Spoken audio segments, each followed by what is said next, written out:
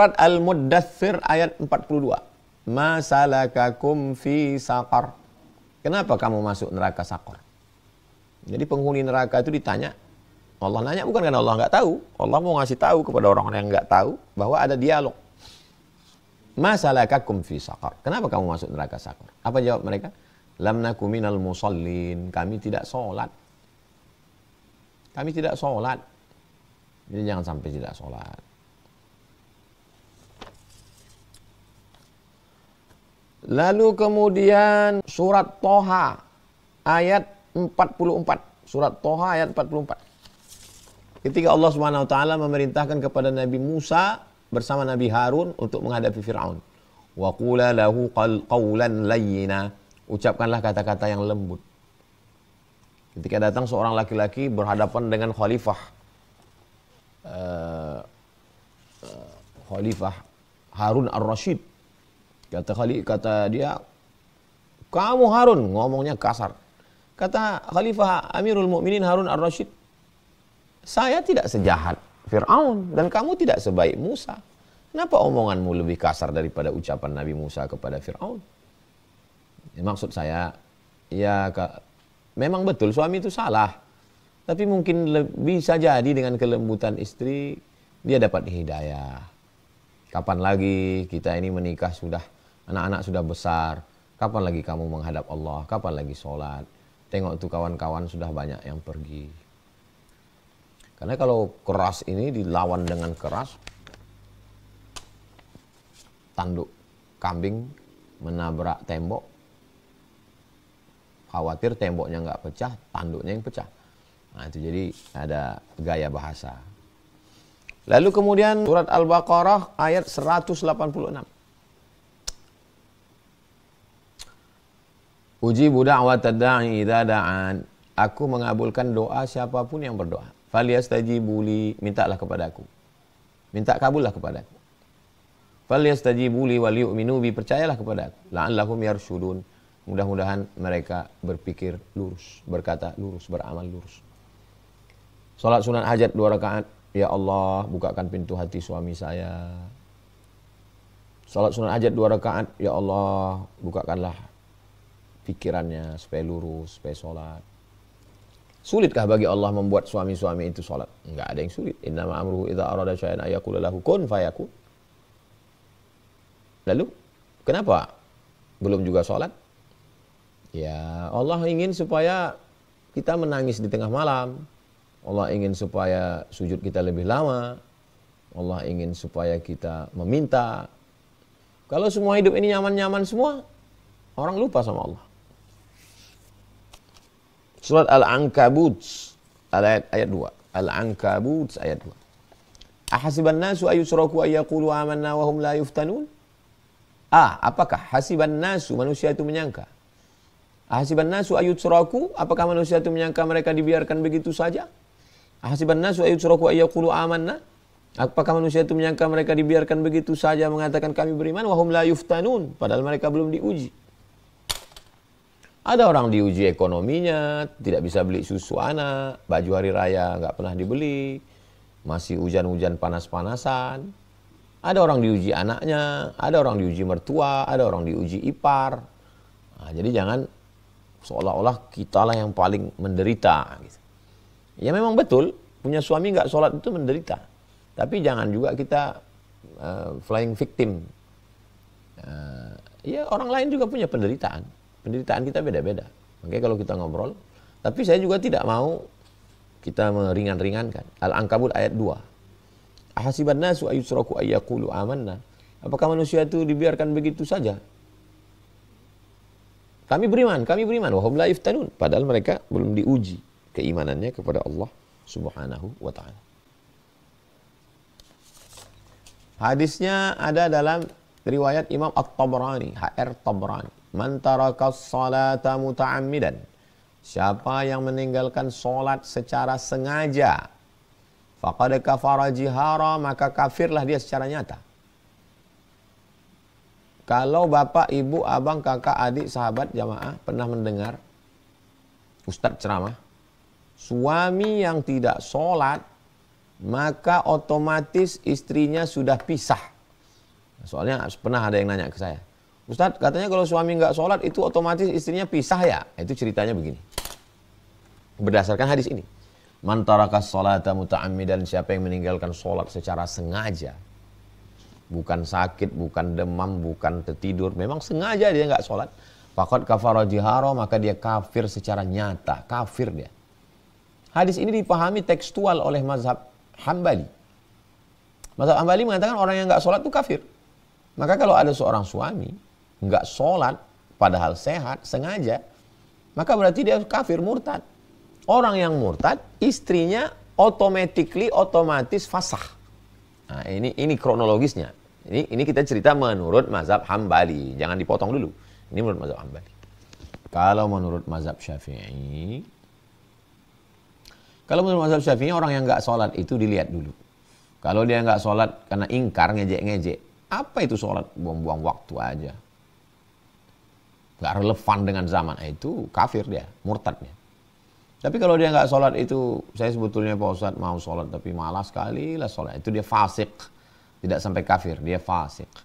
Orang yang fasik tidak keluar dari Islam. Yudhillu bihi katsiran wa yahdi bihi katsiran. Allah memberikan hidayah pada banyak orang. Allah menyesatkan. Loh, Allah kok menyesatkan? Ya, dia udah turun Quran, udah turun Nabi Muhammad, udah turun ulama, tapi dia nggak ikut. Maka dihukum Allah yudhillu, disesatkan dia. Sama seperti sekolah, siapa yang nggak masuk 40 hari, maka DO. Kalau guru sayang sama murid, ada yang nggak hadir 1-2 hari langsung ditegur. Kamu masuk besok, jangan sampai nggak datang. Tapi kalau muridnya udah tinggal 38, 39, nggak datang, ya udah biarin aja, biar 40 sekalian, biar keluar sekalian. Nah, begitu lebih kurang. Pak, itu dia udah nggak datang 38 hari, Pak. Ya udah biarin aja lah, lengkapkan aja 40 biar keluar dia sekalian. Nah, begitu lebih kurang memahami. Yudhillu bihi katsiran, disesatkan Allah sekalian. Kenapa? Masa Allah menyesatkan? Allah kok nggak ngasih hidayah? Ya karena dia merengkel, karena dia ngeyel. Kok nggak mau sudah dikasih jalan? Bukan dia tidak dapat hidayah, dia menolak hidayah. Nah, ini. Ustadz udah ada pengajian di mana-mana. Ketika lewat ceramah Ustadz tentang sholat, malah di scroll lewat. Nah, jadi dihukum Allah sekalian. Berikutnya, hadisnya ada dalam Sunan Tirmidzi. Inna awwala ma yuhasabu bihil abdu yaumal qiyamah. Yang pertama kali dihitung nanti pada hari kiamat adalah salatuhu. Yang pertama kali dihitung salat. Yang pertama kali dihitung nanti pada hari kiamat adalah salatuhu, salat. Idza salahal amalu kullu, kalau salatnya benar, yang lain benar. Wa idza fasadal amalu kullu, kalau salatnya salah, yang lain salah. Maka perbaiki salat. Jangan sampai rajin sedekah, rajin bangun masjid, rajin bantu anak yatim, tapi sholat rusak amal yang lain. Kalau tiang sudah, makanya di Masjid Nabawi itu, mudah-mudahan kita panjang umur, sehat sampai ke Masjid Nabawi, masuk ke Raudhah, itu ada mihrab tempat Nabi jadi imam dulu. Di sebelah kirinya ada tiang. Coba nanti lihat di tiang sebelah kiri ada tulisan as-sholatu imaduddin, sholat tiang agama. Sholat itu tiang agama. Kenapa? Karena kalau sudah tiangnya, na'udzubillah, kalau tiangnya udah retak, itu dinding-dinding ikut retak.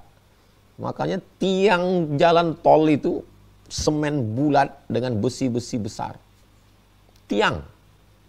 Kami kebetulan Ma'had Az-Zahra ini gambut di bawah. Itu ditanamkan 200 tiang ke dalam untuk membangun asrama 36 kamar. Maka jangan sampai tiang ini rusak. Quran sudah, ayat Quran sudah, hadis sudah. Sekarang logika pikir. Kalau Allah saja dia tinggalkan. Kalau Allah saja dia khianati. Allah yang menghidupkan dia, yang mematikan dia, yang memberikan dia nafas, yang memberikan dia jantung, yang memberikan dia buah pinggang, yang membuat dia hidup. Allah saja dia khianati, apalagi kamu.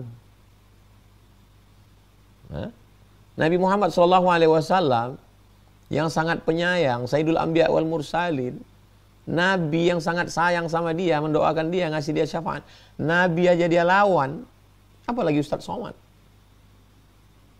Pengkhianat. Logika akal. Kenapa orang masuk kantor berangkat pagi jam 6 sampai kantor jam 7, pulang jam 5, lembur sampai malam. Hanya mau dapat gaji pokok. Untuk makan, minum, rumah, kredit. Begitulah on time-nya. Hormatnya kepada atasan, salamannya cium tangan, ta'zim. Tapi sama Allah, yuhyi wa yumit wa huwa ala kulli syai'in qadir. Jadi memang betul-betul di luar logika akal. Logika akal orang yang tidak sholat itu sampai sekarang kita susah memahaminya. Memang betul-betul dikuasai syaitan. Memang betul-betul tersesat di jalan yang lurus. Orang sesat di jalan bengkok, sesat di hutan itu biasa. Ini di tengah alam yang terang benderang bisa nggak sholat. Orang dulu nggak sholat karena nggak ada air. Sekarang hujan di mana-mana. Dulu nggak sholat karena pakaian kotor. Sekarang pakaian 3 lemari. Kenapa nggak sholat? Lama juga saya mikir, kenapa orang nggak sholat ya? Lama baru saya pikir. Makan haram, nonton haram, pikiran haram, kerja haram. Laknat yang paling mengerikan bukan sakit. Laknat yang paling mengerikan adalah ketika hati terkunci. Khatamallahu ala qulubihim wa ala sam'ihim wa ala absarihim ghishawa. Summun bukmun umyun. Summun peka, bukmun bisu, umyun buta. Fahum la ya'qilun. Enggak bisa mikir. La yubsirun. Enggak bisa ngelihat. La yarji'un, enggak bisa pulang kembali ke pangkal jalan, tidak menemukan titik balik. Lanjut terus maksiat, zina, homo, LGBT, riba, nipu, bohong. Kalau ada kawan yang ngajak sholat, benci, marah, mati. Mati di ruang kesendirian, di kos-kosan, karena sakau, karena mabuk, cuci muka, tersungkur dalam bathtub. Tetangga tahunya setelah baunya keluar, darahnya meletus, pecah perut. Datang pemadam kebakaran, buka. Sahabat-sahabat yang dibuat oleh Ustadz Luqmanul Hakim Pontianak membuat pemulia jenazah. Ada satu komunitas pemulia jenazah selalu ditelepon karena Pak Polisi damkar sudah nggak sanggup lagi, belatung, kepala nempel di atas kasur, berhari-hari diangkat lepas kulit badan. Dalam kesendirian, sunyi di tengah keramaian, kota metropolitan hiruk pikuk heboh, tapi dia sunyi di tengah keramaian, nggak kenal orang, azan bersaut-sautan, anjing aja peduli. Allahu Akbar, Allahu Akbar, dia nggak ada peduli sama sekali. Akhirnya mati. Jenazah dibawa juga ke masjid. Disolatkan juga oleh orang beriman. Mau sampai kapan? Mau sampai kapan? Na'udzubillah. Tidak ada jalan lain kecuali kembali ke jalan Allah, bertaubat, berhijrah, memperbaiki diri. Illa man taba, orang yang bertobat, wa amana, beriman, wa amila amalan salihah, beramal saleh. Ulaika, mereka itu yubaddilullahu sayyiatihim, semua perbuatan jeleknya hasanat, dirubah Allah menjadi kebaikan. Ma min muslimin yuznibu dzamban, kalau ada yang khilaf salah berdosa, summa yatatahhar, kemudian dia mandi, berwudu, summa yusalli rak'ataini, salat sunat 2 rakaat, summa yastaghfirullah, minta ampun kepada Allah, astaghfirullahalazim, astaghfirullahalazim alladzi la ilaha illa huwal hayyul qayyum wa atubu ilaih. Summa yastaghfirullah, minta ampun illa ghafarallahu lah. Allah mengampunkan segala dosa-dosanya. Ibu, kakak, adik, jangan pernah bosan ngajak suami, jangan pernah bosan mendoakan mereka, jangan pernah bosan minta kepada Allah, jangan pernah bosan. Itu adalah ladang amal. Suami-suami, mau sampai kapan kalian tetap nggak sholat? Mau sampai kapan kalian akan tambah tua, kalian jadi ayah, akan jadi kakek, akan jadi mertua. Pada akhirnya kita akan menua. Pada akhirnya kita akan mati. Bekal kita yang pertama adalah sholat. Asyhadu an la ilaha illallah, asyhadu anna muhammadar rasulullah, wa tuqimas shalah, wa tu'tiyaz zakah, bayar zakat, wa tasuma ramadan, puasa di bulan Ramadan, wa tahujjal baita, baru haji ke Baitullah. In istata'ta ilaihi sabila. Itu pun kalau mampu.